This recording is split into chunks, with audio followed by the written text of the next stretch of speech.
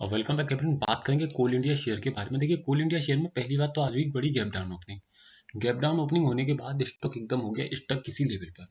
अब option chain पर एक चीज हम समझने की कोशिश करेंगे कि ऐसा क्या हुआ कि स्टॉक एकदम बड़ी गिरावट यहाँ दिखाने में सक्सेस हुआ, है ना। स्टॉक में हमने क्या देखा कि एक अच्छी खासी गिरावट हमने देख ली। अगर हम देखें ऑप्शन चेन पर तो जो हमारा सपोर्ट क्रिएटेड है या रेजिस्टेंस क्रिएटेड है वो कहाँ पर क्रिएटेड है, तो देखिए सबसे पहले अगर आप अपने रेजिस्टेंस को देखने की कोशिश करें तो यहाँ देखिए एक 389.75 की स्ट्राइक प्राइस आपको दिखेगी जहां पर आपका रेजिस्टेंस क्रिएटेड है। ठीक है, रेजिस्टेंस आपका यहाँ क्रिएटेड है। अब रेजिस्टेंस जब मेरा यहाँ क्रिएटेड है तो यहाँ से नीचे स्टॉक को जाना चाहिए, नंबर वन।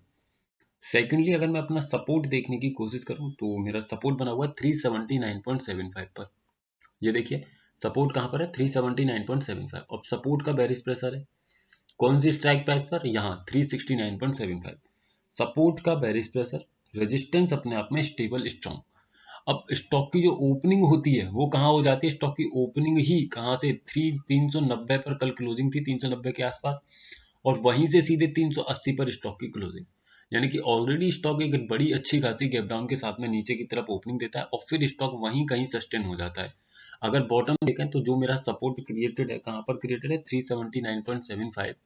अगर इस लाइन को मैं लेकर के चलूँ 379.75 पर तो आप देखेंगे कि इस लेवल को भी स्टॉक ने ब्रेक किया। अब क्यों किया, क्योंकि जो मेरा सपोर्ट है उसका बेरिश प्रेशर है और वो हल्का बेरिश प्रेशर नहीं है। कहाँ से, 379.75 से 369.75 पर अगर आप निकालेंगे तो आपको देखने को मिलेगा कि लगभग 95% का एक बेरिश प्रेशर।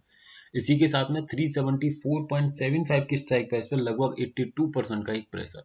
यानी कि ओवरऑल अगर समझा जाए तो एक अच्छा खासा बेरिश प्रेशर यहाँ पर क्रिएटेड है, जिस कारण स्टॉक ने क्या किया, अपने सपोर्ट को ब्रेक करके उसी के नीचे ट्रेवल करते हुए उसने देखा, है ना। उस स्टॉक में हमने अब सपोर्ट से नीचे ही ट्रेवल करते हुए स्टॉक को हमने देखा। तो ये बड़ी आसानी से हमने समझा।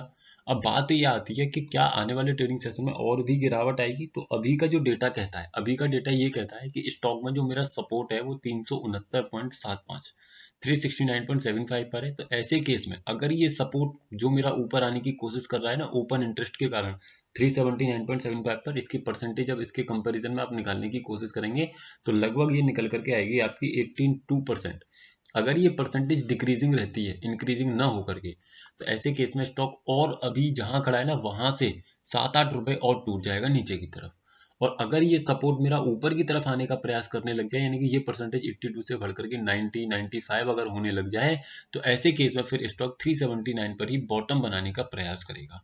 तो इस चीज को याद रखिएगा, जब तक मेरा सपोर्ट पोजिशनली 369 पर है तब तक स्टॉक के अंदर पूरी क्षमता है कि वो 369.75 तक चला जाए, यानी कि 370 का लेवल आपको दिखा दे। तो आई होप आप समझे होंगे। सर वीडियो सिर्फ एजुकेशनल पर्पज है, किसी भी तरीके की बाइंग सेलिंग होल्डिंग की सलाह नहीं दी जा रही है। अगर आप हमारे व्हाट्सएप चैनल पर ज्वाइन होना चाहते हैं तो हो सकते हैं, जिसका लिंक आपको नीचे डिस्क्रिप्शन में मिल जाएगा। Thank you so much for watching the video.